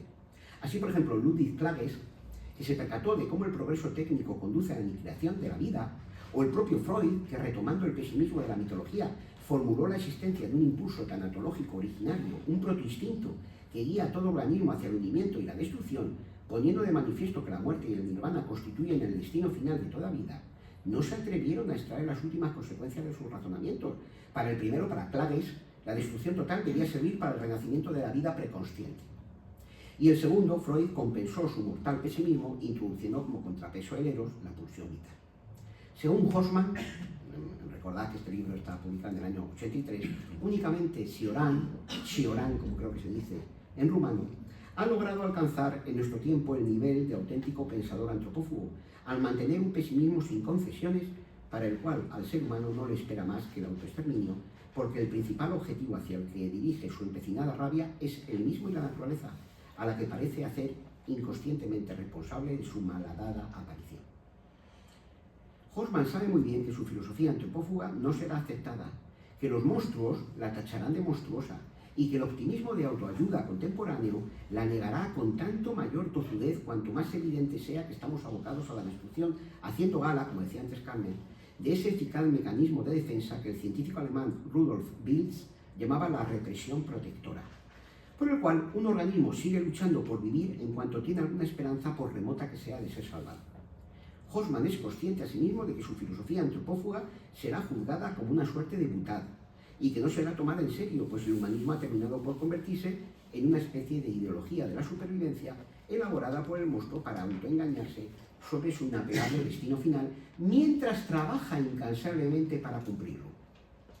Por eso el pensamiento antropófago haussmanniano se sabe una perspectiva de minorías, que se dirige a un pequeño grupo de sujetos, él piensa lúcido, consciente de que la reacción de los humanitarios es inevitable, tan inevitable como el desarrollo fatal de los acontecimientos, que no cabe dudarlo, a la vista del desarrollo adoptado por los homínidos a lo largo de la historia, culminará con el desencadenamiento de los mecanismos destructores y la consiguiente cancelación total de nuestra especie gracias al poder de la técnica, que hoy en día permite chamuscar todo el planeta apretando simplemente un botón. Él dice que permite chamuscar como si fuera un pollo en un microondas, un cadáver de pollo en un microondas, dice, ¿no? No hay que dudarlo, la autodestrucción del ser humano que arrastrará a la naturaleza tras él es segura, y cada minuto que pasa nos ocupamos inconscientemente por consumarla, no solo con bombas, sino sobre todo valiéndonos de nuestra sociedad de consumo. Cuando la tentación de apretar el fatídico botón de la aniquilación final le venza, el ser humano dejará de preocuparse, pues para entonces, como decía Stanley Kubrick, su magnífica película Teléfono Rojo, Volamos hacia Moscú, que es claramente premonitoria, ¿no? Para entonces habrá aprendido a amar la bomba, ¿no? Ese es así el título original de la película de Kubrick, ¿no? Y ninguna compasión hará temblar su mano. El cataclismo estará servido y el suicidio colectivo se habrá consumado. Y es que, como bien sabía Stanley Kubrick, solo hay algo más peligroso que las armas nucleares, la estupidez humana, o más bien la estupidez insuperable y letal del monstruo que tan descarnadamente nos describe en este excelente ensayo Ulrich Haussmann, ¿no? Bien, os voy a leer para terminar, por ejemplo, el discurso, pongo ahí el final de la película El planeta de los simios, la antigua. Las nuevas ni me he molestado en verlas, ¿vale? Imagino que serán maravillosas, yo no voy a dudar nunca, no soy eso que piensan que el cine se acabó hace años, ¿no? Pero no me interesa, ¿no? Yo me remito a la primera serie. Y hay un momento de antología, ¿no?, en el que dice el doctor Zayus, al final, le dice a Charlton Heston, que es una especie como de antropófago, digamos, del cine, ¿no?, que es necesario precaverse contra la bestia humana, que es la semilla del diablo, dice, ¿no? Es el único entre los primates que mata por placer o por gusto, ¿no? Matará, dice el doctor Zayus, ¿no?, el simio, le dice a Taylor, ¿no?, a Charlton Heston, Taylor, el astronauta, que le mira como extrañado, ¿no?, que matará a su propio hermano para poseer su tierra, ¿no? Le dice, ¿no?, que es mejor no dejarle crecer en grandes cantidades al ser humano, le dice el simio, ¿no?, porque hará de su casa y de ellos mismos un desierto, ¿no? Es necesario, digamos, expulsarlo porque es, digamos, el que va a traer la muerte, ¿no?, el proyector de la muerte, ¿no?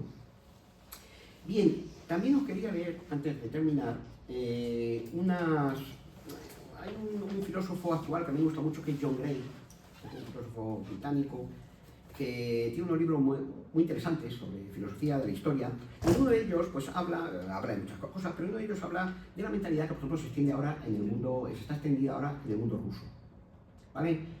Por supuesto, seguro que existe la misma mentalidad en el otro lado, estoy hablando del otro porque Gray lo menciona, ¿no? Y yo creo que esto, en fin, apoyaría un poco esta tesis de Haussmann, ¿no? Dice John Gray sobre el mundo nuclear en Rusia, ¿no? Existe una teocratización del Estado ruso. Hoy está muy asentada, por ejemplo, en su sistema, que controla el armamento nuclear, donde las teorías de la disuasión basadas en los cálculos racionales de los niveles de supervivencia conviven con ideas escatológicas sobre un apocalipsis destructor del mundo.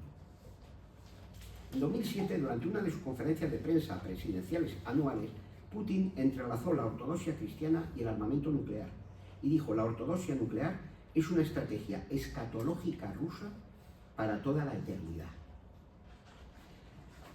Hay otro de estos individuos, ¿no? Vuelvo a decir que en el mundo, pero estoy seguro que para mi compañía son lo mismo, o peor. Digo esto porque, bueno, lo he extraído porque, en fin, esto lo dicen quizá un poco más a las claras.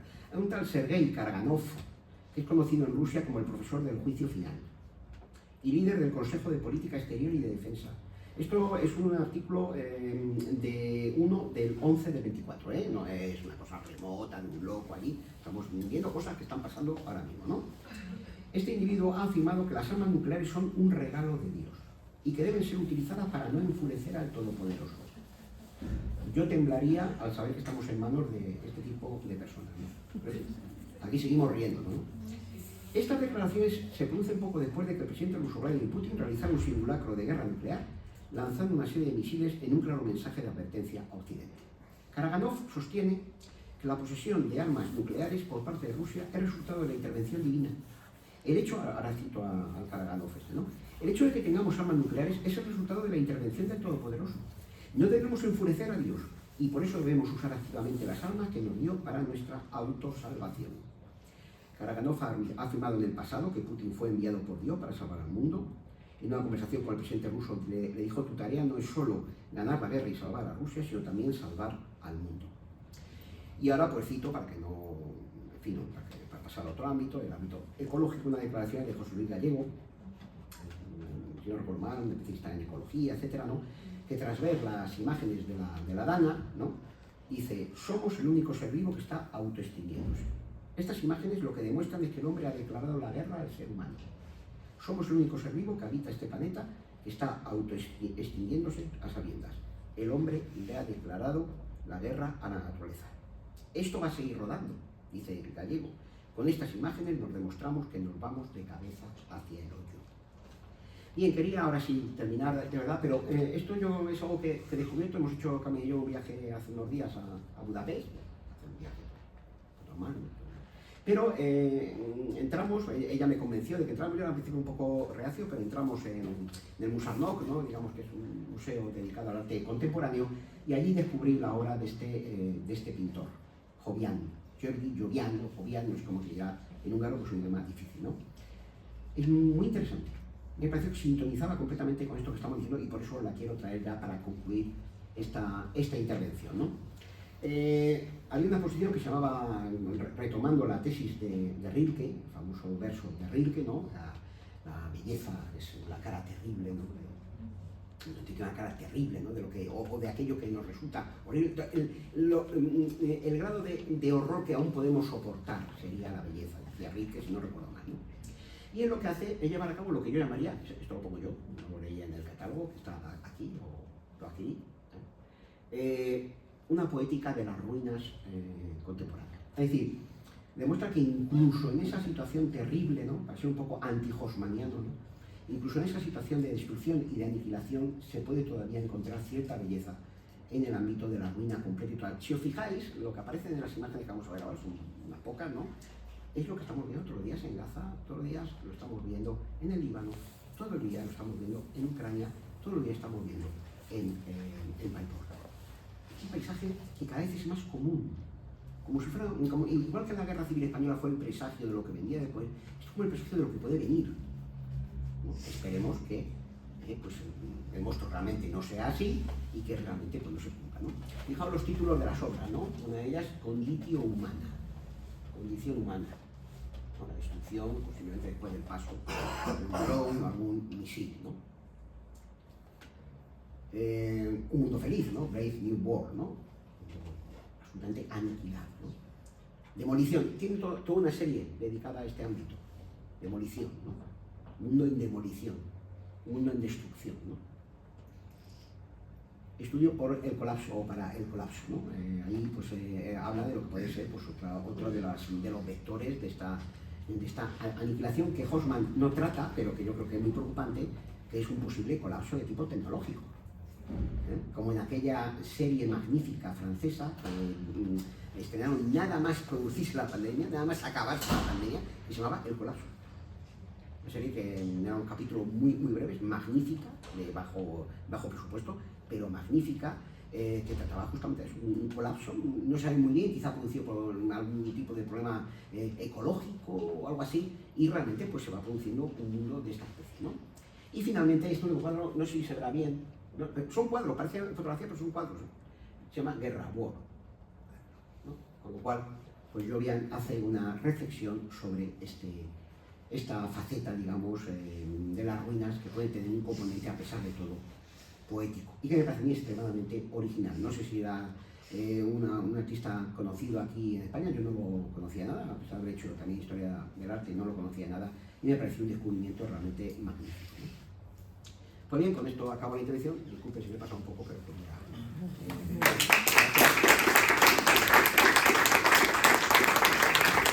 Los libros los tienen ahí, tienen los libros, pues también, esos y otros de la escuela pesimista alemana.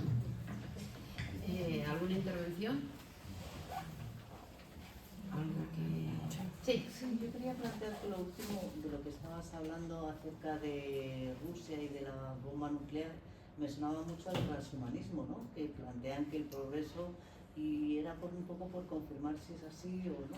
En el caso de... Perdona, sí. Sí, que estamos obligados simplemente a utilizar, porque Dios nos ha dado la inteligencia para poder crear todas esas máquinas. Sí, Hobsbawm no habla nada de todo esto.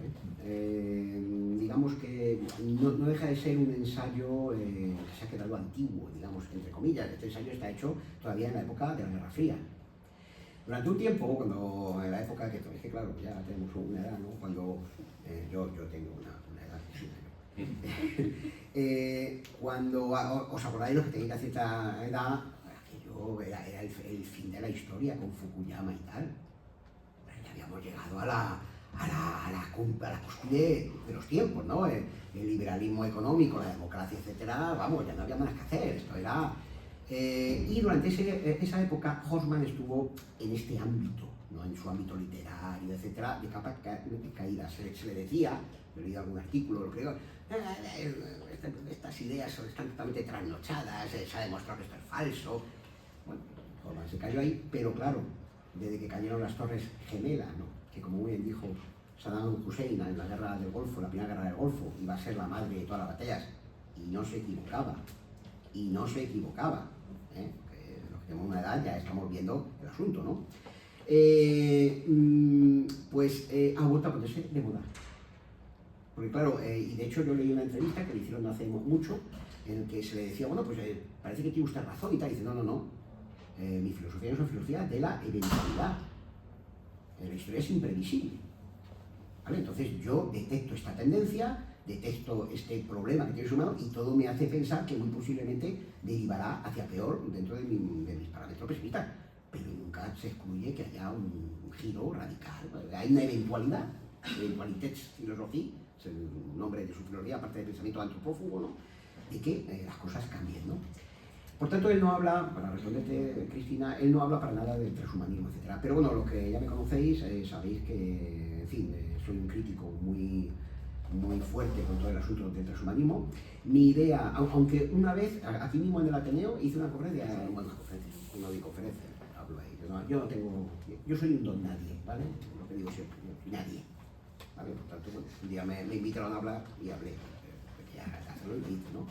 Y tomé postura, evidentemente, en contra del proyecto transhumanista.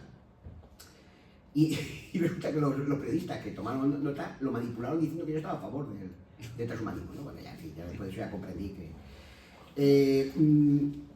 pero claramente hay un proyecto detrás de esto.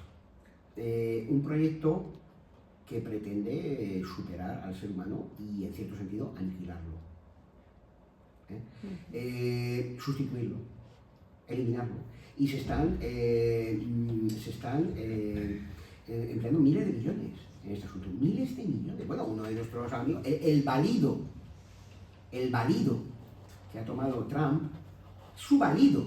Antes, en el siglo XVII, los válidos pues eran, no sé, el conde no sé qué, el conde duque. Ahora es el tecnólogo bueno, puedo llamarlo algo, para mí es un bufón, en fin, no sé ni cómo definirlo, de Elon Musk. Un bufón forrado, seguramente ingenioso, porque ser ingenioso y ser bufón son cosas que pueden estar perfectamente unidas, y que, pues, en fin, yo no dudo para nada, este es un asunto que acusan de conspiranoia, etcétera, de que tengan a mente ponerlo cualquier microchivo, cualquier historia, cualquier cosa es posible. Cualquier cosa es posible. Y además es que lo más terrible de todo es que siempre están diciendo lo mismo. Esto es por el bien de... Mira, ahora van a hacer un registro de todo el genoma, o de buena parte del genoma, lo dijeron ayer la atención, de personas de la comunidad de Galicia. ¿Para qué? Por supuesto, para las enfermedades, para desarrollar nuevos medicamentos y tal. Pero sí que lo mismo dijeron cuando la energía nuclear. Los que tenemos una edad hemos visto surgir la informática. Esto que parece lo más normal, lo hemos visto surgir. ¿Y qué dijeron? Inmediatamente una cantidad de luditas, digamos modernos, que se quejaron de que se iba a suprimir miles de millones de puestos de trabajo. ¡Hombre, no! Ya está el reaccionario de turno. ¡Que no, hombre, que no! ¡Que se crearán más puestos de trabajo! Mentira completa. Sí, se crearon puestos de trabajo, pero mucho menos. Y recuerdo yo la cantidad de gente que desapareció, taquilleras del metro, empleados de banco, toda esa gente desapareció, fueron eliminados por el sistema. Yo recuerdo gente que yo conocía que sufrieron infartos y todo porque no podían trabajar. Todo eso se ha olvidado. Detrás, esto se ha montado sobre una montaña de opresiones y una montaña de injusticias. Y siempre utilizan la misma historia. Entonces ahora el transhumanismo, pues sí, hombre, estas máquinas nos mejorarán la vida, etc. Pero yo lo que veo es que cada vez hay más problemas de salud mental. Nosotros que nos hemos dedicado a dar clase, nos hemos tirado cerca de 40 años dando clase. Y al final hemos comprobado que gente que tiene todos los instrumentos del mundo, todos los aparatos del mundo y más, porque esos niños tienen un aparato que yo ni soñaba. Que no había ni soñado. El primer aparato de música que me compré fue cuando me puse a trabajar. No tenía dinero. Estos nacen ya y tienen un aparato que ha costado toda la historia de la humanidad producir. Pues son totalmente desgraciados. Están llorando todo el día. Se autolesionan. No se puede dar clase ya. No se puede dar clase ya. ¿Por qué? Porque resulta que tiene unos problemas tremendos. Tremendos. Es decir, ese progreso tecnológico, puede haber gente que sí, pero a muchos les está ocasionando un tremendo conflicto, digamos, de tipo mental. Por tanto, el nivel de felicidad no parece que vaya aumentando demasiado. Quizá es verdad que desde el punto de vista de la salud o desde el punto de vista pues de los ¿cómo se llama esto? La comida, etcétera, ¿no? Del mantenimiento de los individuos, pues sí, hemos mejorado, por supuesto, nosotros. Porque no hay más que ir 2 calles más para allá para ver a la gente tirada por los suelos. Y cuando digo tirada por los suelos, digo realmente tirada por los suelos. Es decir, antes la gente se hacía a lo mejor una especie como de colcha o lo que sea. Ahora mucha gente está literalmente acurrucada en el suelo. Entonces, bueno, pues mientras te vendan la moto de que esto, vamos, de que... Y además, yo veo que la pandemia a este nivel, esta fue mi experiencia personal, ha demostrado muchísimas cosas. Y entre ellas, yo estuve a punto de morir, la pandemia, estuve súper enfermo, ¿no? Vete a saber de dónde procedería eso. Vete a saber de dónde procedería eso. De luego, no de lo que nos decían nuestros gobernantes, ¿no? En concreto estos que siguen aquí ahora y que llevan sobre sus espaldas unos cuantos datos, ¿no? Pero con independencia de eso, yo lo que me percaté, o esta fue la reflexión que me vino a la cabeza, es que, digamos, se demostró lo que había que hacer para poner coto a esto que es parar. Habría que parar ya y replantearse todo. Pero cuando se paró, el efecto fue todavía peor. Miles de parados, total, que cuando acabó la pandemia había que volver a toda velocidad a vivir. Y vivir significaba consumir al máximo, producir todavía más. Por tanto, la pandemia demostró, digamos, que nos encontramos en un bucle, no sé, yo personalmente no soy capaz de ver una salida a este asunto. La habría, sí, y con esto acabo una respuesta un poco larga, pero bueno, que me ha dado lugar a estas reflexiones, la habría si fuera cierto aquello del cosmismo ruso, de finales del 19 y comienzos del 20, o los grandes proyectos que había en la época de la llegada a la Luna, de colonizar otros planetas. Entonces, posiblemente mucha gente iría allí, seguiríamos destruyéndolo todo, pero bueno, yo no sé qué hay que destruir ya en la Luna y tal, porque ahí no hay nada, ya. Ellos quieren ir a Marte, a todas pastillas, pero que no hay nada ahí, que no hay nada. Aunque hubiera una bastilla por ahí, no hay nada. Bueno, algún copilando de esto quizás se crea que había una civilización por ahí, pues ya, es verdad, de luego fue aniquilada, ¿no? Pero no, nos hemos quedado aquí, en este planeta, y seguimos aquí en este planeta, y me temo que va a ser muy difícil salir de aquí. Con lo cual, digamos, damos vueltas sobre la misma esfera, una y otra vez, como un hámster, buscando una salida a algo que tal como se ha montado esto, creo que es muy difícil, digamos, poner coto. De manera que esos proyectos transhumanistas no creo que son pues, una versión más de esta voluntad, de lo que llamaba Erich Fromm, una expresión que a mí me encanta. Hoffman critica a Erich Fromm en algún momento, ¿no? Pero aunque saca a los discos, lo llama una necrofilia. Es decir, es una sociedad marcada por el amor a lo muerto. La técnica es algo muerto. Un aparato, un robot es algo muerto. Puede ser que se mueva, pero está muerto. Y nos fascina. Esto nos fascina. Estamos mirando, yo mismo, estamos mirando todo el día esto. Es algo muerto en el fondo. Es algo muerto y matador, destructor. Por supuesto que toda esta tecnología en buena medida es fruto de la guerra. Yo no sé, esto imagino que lo sabéis, que vamos, Internet y todo esto es fruto del famoso proyecto de la Guerra de la Galaxia iniciado por Reagan. O sea, y los microondas, etcétera, toda esa aparente, ¿no? Esas cosas producidas por la industria bélica que luego se han trasladado al ámbito civil. Por tanto, mi opinión es como resignada. Siempre comento esto con Carmen y con algunos amigos. Yo creo que lo único que queda ya, salgamos adelante o no, es la acción concreta. Es la acción concreta. Y esa acción concreta se traduce en una ayuda concreta, inmediata. Si una persona me pide algo, pues ayudarla. Si una persona está en mala situación, ayudarla a esa persona en concreto. Más allá de eso, no veo, porque incluso las organizaciones que se dedican a ese asunto, por supuesto muy loables, a veces también pues caen en la abstracción, pero bueno, siempre es mejor que las haya, por supuesto, que haya asociaciones destructivas. Pero más allá de eso yo no veo no sé, como un proyecto de verdad. El otro día estábamos aquí en una presentación de un libro y siempre lo mismo, ¿no? Hay que replantearse todo, hay que meditar profundamente. Yo me acuerdo cuando la pandemia, yo me acuerdo que había unos compañeros allí en el instituto, desde luego no hacía más que decir, porque fuimos los primeros que nos reincorporamos a trabajar, nos arrojaron allí, ¿no? Los primeros que se incorporaron fuimos nosotros, ¿no? Hay que llevar a cabo una profunda reflexión. Hay que llevar a cabo una profunda reflexión. Pues sigue reflexionando, hijo. Estamos reflexionando y aquí la reflexión no se traduce nunca en nada. Quizá porque es como una prisión de palabras, económica, de intereses, bueno, y ya viendo los gobernantes que están llegando a primera línea, estremecedor. De hecho, antes de ayer escuchamos Carmen y yo que el que ha ganado las elecciones en Georgia, no sé qué, era, bueno, Zelensky es un actor fracasado de esto, ¿no? Pero que además, por cierto, hacía unas películas en las que disparaba con una metralleta, pero era un jugador de baloncesto. Sí, mira, yo no tengo nada en contra de baloncesto, los dioses me libren, ¿no? Pero chico, vamos a ver, en fin, esto, si ya me resulta difícil escribir esto, pues entender las leyes de la economía, entender los grandes problemas económicos o sociales que tiene un país, ¿lo va a resolver un sujeto de eso?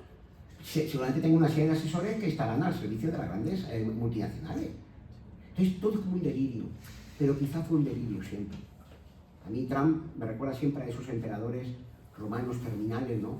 Que en fin, que estaban locos, decían una cosa, mañana decían otra, en fin, y no pienso que el resto de los líderes sean mucho mejores. Y ya la política de mentira permanente en la que nos hemos encontrado, en la que nos encontramos, de bajeza moral sin límites, de canallez que no tiene nombre. Y no voy a hablar de aquí del Ateneo porque hay cosas también que me duelen mucho, pero vamos a dejar, ¿no? Pues realmente me invitan en fin, no hay nada que me desdiga de ese pesimismo, salvo la acción concreta, la conversación concreta con gente con la que me siento bien, ayudar a una persona concreta.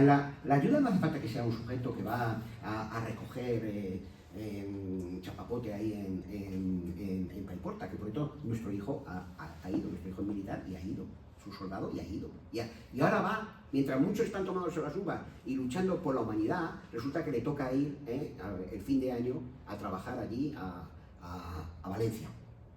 ¿Vale? Pero a veces no se trata de eso, ni de ir aquí, ay, yo estoy salvando el mundo y al rato seguido, no. A lo mejor sencillamente se trata de prepararte bien las clases. o de sencillamente, pues en fin, llevar a cabo una acción concreta que realmente sea positiva. No dañar a una persona, no anular una determinada entidad beneficiosa, a lo mejor se trata solamente de eso, y no ceder a esos intereses, ¿no? Por tanto, salvo esa acción concreta, yo no se me ocurre otra cosa. Quizá vosotros tenéis otra solución, yo de luego no la encuentro. Debo ser una persona, como decía Hume, debo ser un investigador muy rezagado, porque realmente no la encuentro, ¿no? Yo tengo una pregunta en relación con Hoffman. Y es que, claro, el tema, el centro de reflexión tanto de Schelling como de Freud y como de otros muchos, no es que solamente exista la pulsión de vida, de construcción, sino el conflicto que hay entre la pulsión de vida y la pulsión de muerte, ¿no?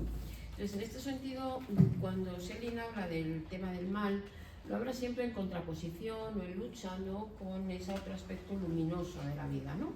Entonces, claro, la solución que propone ante ese conflicto Hoffman, pues me parece, no sé, no creo que vaya a estar de acuerdo, pero me parece... Yo he dicho que estoy de acuerdo con Hoffman, yo simplemente pongo lo que dice. Ya, digo, no sé si puedo estar de acuerdo, no solamente que lo diga Hoffman, sino tú. Digo, la solución me parece como un poco simple, porque es de pronto arrancar, desvincular totalmente la pulsión de vida, que también está presente en el ser humano, ¿no?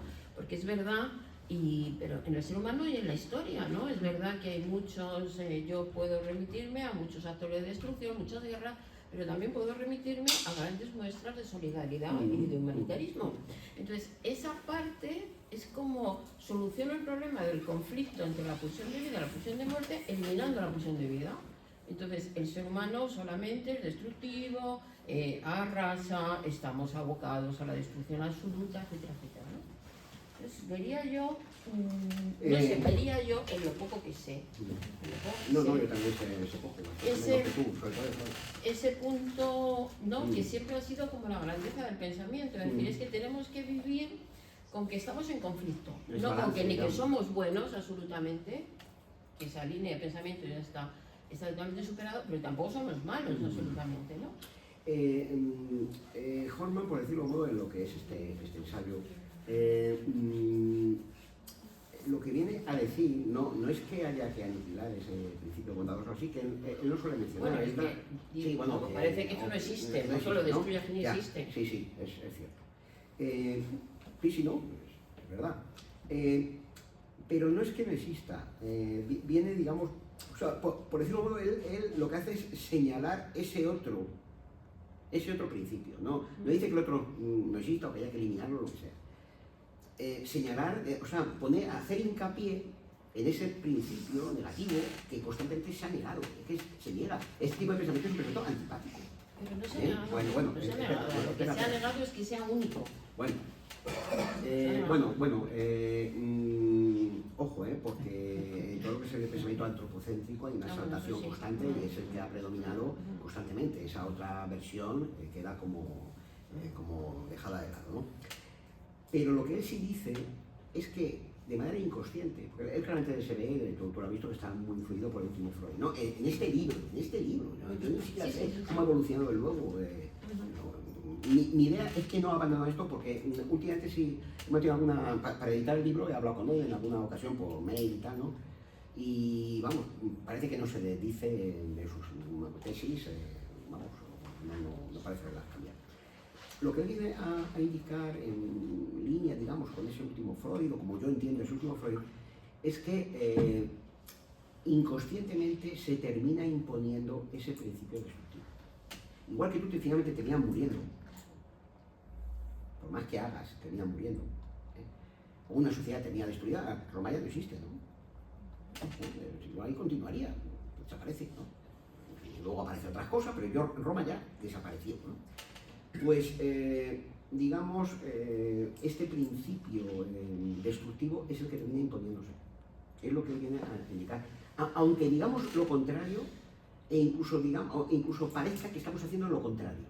Es decir, mientras tú estás haciendo la conferencia de paz sublime, ¿no? Y hablando de que vamos a hacer tal y cuales leyes, la realidad es que luego hay una fábrica gigantesca ahí que están produciendo celulosa o que están dejando el mar hecho un asco, como por ejemplo ayer o antes de ayer, un par de petroleros ahí en Crimea se hundieron y habrán dejado aquello que imagino que lo del Prestige sería simplemente ahora eran 2 petroleros, ¿no? Será simplemente pues una, ¿no? Entonces, y bueno, recordad que tenemos una edad, la cantidad, lo que habrá en la fosa que hay enfrente de Galicia. Estuvieron echando durante décadas y décadas, sobre todo los ingleses, barriles y barriles de material radiactivo. Eso está olvidado todo, pero ahí está. Saliendo, se sabe que está saliendo. Bueno, y el Báltico ya acaba. O sea, quiere decir que mientras se está diciendo esto, ¿no? El Ártico se debe de respetar con la diversidad, acto seguido, resulta que hay una fábrica y tal que está aniquilando eso. O están pensando cómo repartir el Ártico cuando se deshiele todo para sacar todo el petróleo. O sea, hay una total disonancia entre lo que se dice y lo que se hace. Eso no significa que las personas que están intentando paliar eso sean malvadas. No es esto lo que quiere decir Hoffman. Lo que le indica es que hay, digamos, como una especie de pulsión inconsciente que lleva por ese derrotero y que se prueba, entre comillas, por la propia evolución de la historia del ser humano, que ha ido cada vez produciendo guerras cada vez más destructivas y cada vez más aniquiladoras. Y es que en cuestión de siglo o siglo y pico, el planeta ha sido aniquilado. Esa es la realidad. Entonces, no dice que no exista esa faceta. Es verdad, te reconozco completamente que en el libro no habla de ese aspecto positivo, porque ya se supone que existe, ¿no? Se supone que está ahí, porque de hecho es el que ha vencido a lo largo de toda la historia. Es decir, es el discurso predominante. Él intenta mostrar el otro discurso,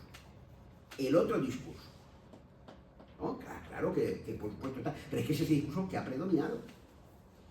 Hombre, no sé qué, el hombre, aquello que creo que era Sófocles, me parece, no, el hombre es lo más maravilloso y tal, acto seguido aparece Creonte allí matando, en fin, el hombre, del mensch, no sé qué, pero luego la realidad es que eso se ha traducido en una aniquilación creciente, no solamente de la naturaleza, del ser humano, sino también de la propia naturaleza.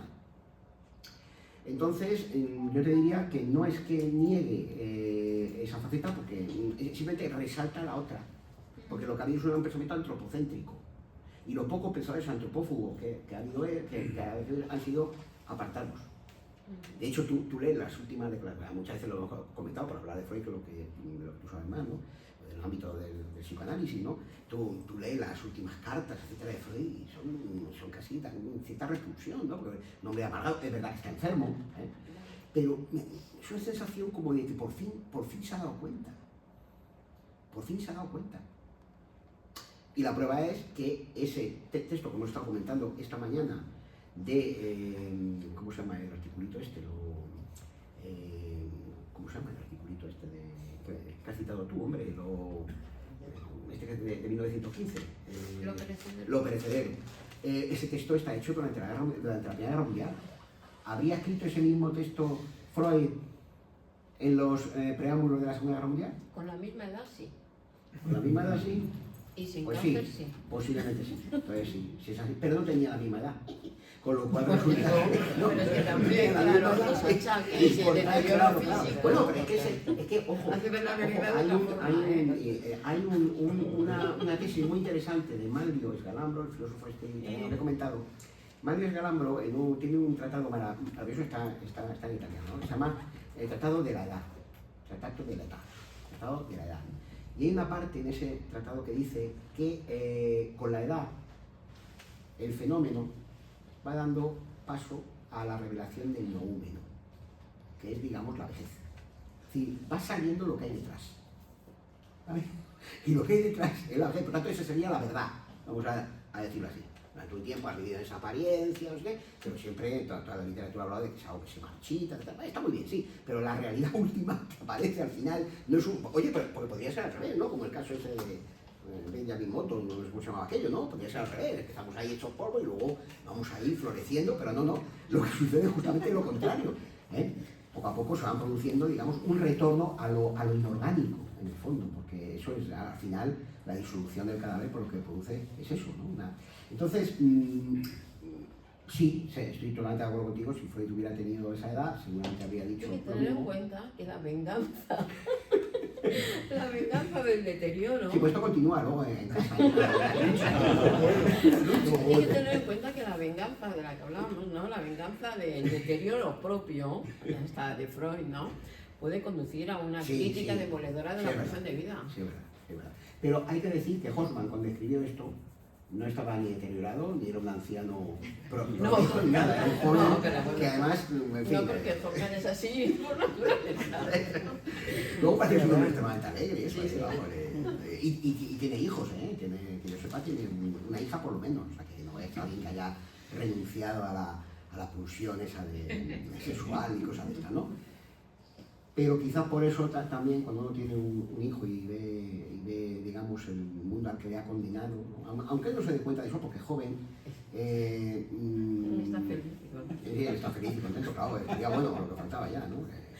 Y nosotros nunca hablamos de estas cosas cuando hablamos con él, pero claramente se percata de que esa juventud se dirige hacia un mundo, en fin, que cuando menos no será mejor que los anteriores. No digo que vaya a ser peor, pero no va a ser mejor que los anteriores. Esta es la convicción que yo tengo. Han pasado ya 24 años desde el 2000 y yo veo que aquí esto no.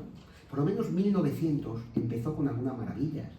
Las investigaciones lógicas de Husserl, ¿vale? La interpretación de los sueños de Freud, el escrito sobre la radiación del cuerpo negro de Planck, que yo recuerde ahora mismo. Aquí, o yo soy un filósofo muy retrasado, o yo no veo. ¿Alguien conoce alguna gran obra? En fin, yo lo que veo es unas torres que se cayeron, unos tipos con un Kalashnikov, unos drones por ahí volando, en fin, no ha estallado una guerra mundial, aunque quizá sí la haya. Yo no sé si habéis visto algunas simulaciones de los ataques cibernéticos que hay.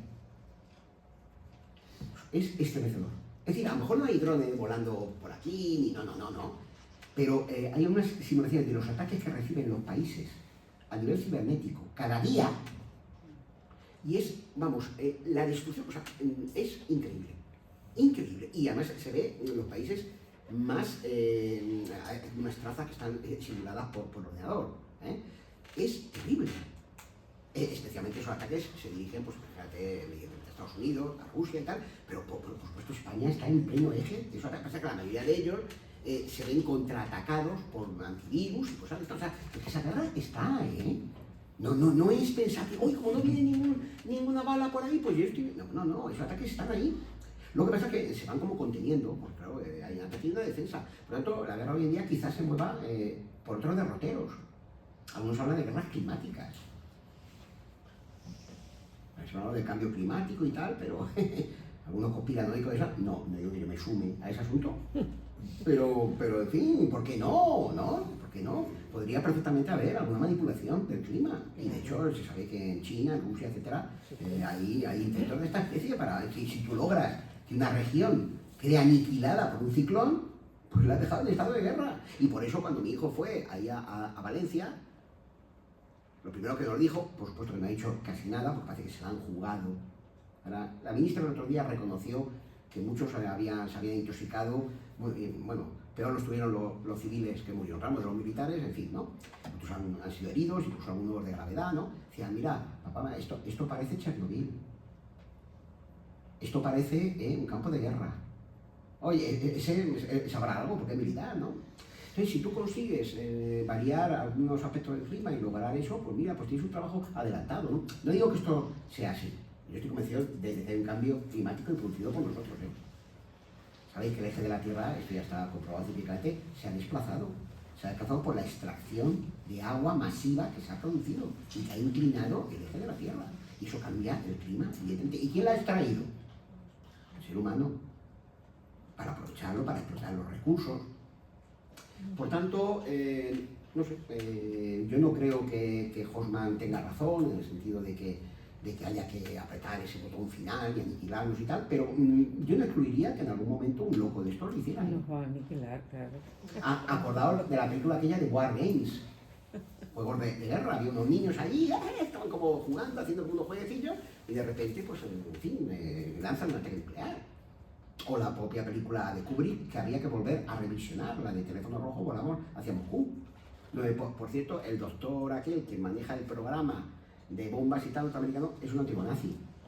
Exactamente igual que Werner von Braun, que es el creador del proyecto lunar de los norteamericanos. No se dice nunca. Es que el que organizó el proyecto de los misiles de Hitler. Y aquí, ¿de qué estamos hablando? ¿Vale? Entonces Hoffman lo que hace es poner esto, digamos, ante nosotros. Si cobramos conciencia, pues a lo mejor podemos hacer algo. Puede ser. Él no dice que esté absolutamente condenado el asunto, ¿vale? Pero sí que, en fin, que conviene darnos cuenta de quiénes somos, mirarnos en un espejo y comprenderlo. Esa es su tesis. Nos quedan unos minutos. Sí. ¿Alguien quiere preguntar? Sí. No, hay cosas que se ven hace siglos que en Europa yo ahora no me imagino pegar tiros contra un francés. ¿Por qué? Porque hay allí unos que están tomando café, son los que van a decidir, y con un pepinazo, pero a lo mejor estamos los cafés de 3 o 4 meses. No me importa. Pero yo no me imagino liarme a tiros con los alemanes. Algo sí que es avanzado, ¿no? Eso me decía Carmen. No hace falta. Sí, yo estoy de acuerdo con eso, pero no olvidemos que para avanzar hasta ahí nos ha costado por lo menos 2 guerras mundiales. Entonces, quizá para avanzar una especie de hermandad universal, pues habría que empezar una 3.ª guerra mundial que aniquile esto completamente, ¿no? Entonces, el precio de esa paz ha sido una enorme cantidad de guerras anteriores. No sé si me estoy explicando. O sea, claro, evidentemente, aparentemente y de momento, no tenemos un conflicto con los alemanes o lo que sea, pero hace nada, hace 40 o 50 años, había un conflicto de ese tipo. Pero total. Ya ven, la aniquilación completa y entonces ya, pues, como pasa siempre, el ser humano se achanta, se queda más o menos tranquilo, ¿vale? Pero para alcanzar esa hermandad universal, vamos a decirlo así, sería lo que usted dice, y yo estoy de acuerdo, que hiciera impensable disparar contra un chino, una cosa así, ¿vale? Contra un ruso, o ellos contra nosotros, etcétera, a lo mejor había falta, entre comillas, ¿no? Otra guerra, la 3.ª guerra preparatoria esa que dice Hoffman, ¿no? Para que nos demos cuenta de que no deberíamos hacerlo. El problema está en si hemos aprendido o no. Si las 2 guerras que hemos tenido nos han llevado a aprender o no. Y mi idea es que a lo mejor a usted o a mí sí nos ha llevado a aprender, ¿vale? Pero me temo que a muchos líderes no. Exacto. No, yo veo los discursos que hay por ahí y, en fin, son patéticos, ¿no? Entonces, pues no sé, sí, lo estoy totalmente de acuerdo con usted. Lo que lo comentaba con mi mujer, que era ese impensable el día que uno dispare contra un alemán o un ruso, lo que sea, perdón, contra un alemán o lo que sea, o contra un francés, perdón. Pero ¿qué habría pasado aquí en España si no estuviéramos en Europa con el tema catalán? Por ejemplo. Pues a lo mejor hace unas décadas Una guerra. habría habido un conflicto. Y ganas no faltan por parte de mucha gente, ¿eh? Entonces, digamos que el gran dolor nos ha llevado a calmarnos. No les llevó a los de la Primera Guerra Mundial a evitar la Segunda. ¿Vale? Pero bueno, supongamos que la destrucción ha sido tan grande que ya estamos calmados. Pero en fin, hay otros contendientes. Y en esa, vamos a decir así, choque de civilizaciones, pues, en fin, están los chinos, están los rusos, etc. Está el mundo árabe, está como el mundo árabe, con todo mi respeto, no ha pasado por la Ilustración. No ha pasado por la revolución burguesa, no ha pasado por nada de nada. Es un sujeto que ha pasado de un camello al petróleo y a un Kalashnikov, pero que tiene la mentalidad de un sujeto del siglo XII. En filosofía, esa gente se quedó, en general, no digo habrá individuos por ahí, son muchos millones, ¿no? Se quedó en la época de Averroes. Por tanto, en fin, hay motivos teológicos detrás. O sea, y nosotros no sé si somos ya mucho mejores, ¿eh? ¿Vale? Entonces, bueno, pues yo espero que se impongan vamos, soy el último en desear que haya una aniquilación, entonces está claro que tengo un hijo implicado en ese asunto, ¿no? Pero, en fin, esperemos que la racionalidad, por una vez en la historia, por primera vez en la historia, sin duda. Bueno, pues muchas gracias, disculpen por el discurso un poco aniquilador, pero quizá nos lleve a reflexionar y a vivir más intensamente, ¿no? ¿Por qué no? Pues muchas gracias por su asistencia, les esperamos en las próximas actividades propuestas por la sección de Pensamiento Martina. Ahí está nuestro presidente y en general por las actividades propuestas por el Ateneo. Muy bien. Gracias.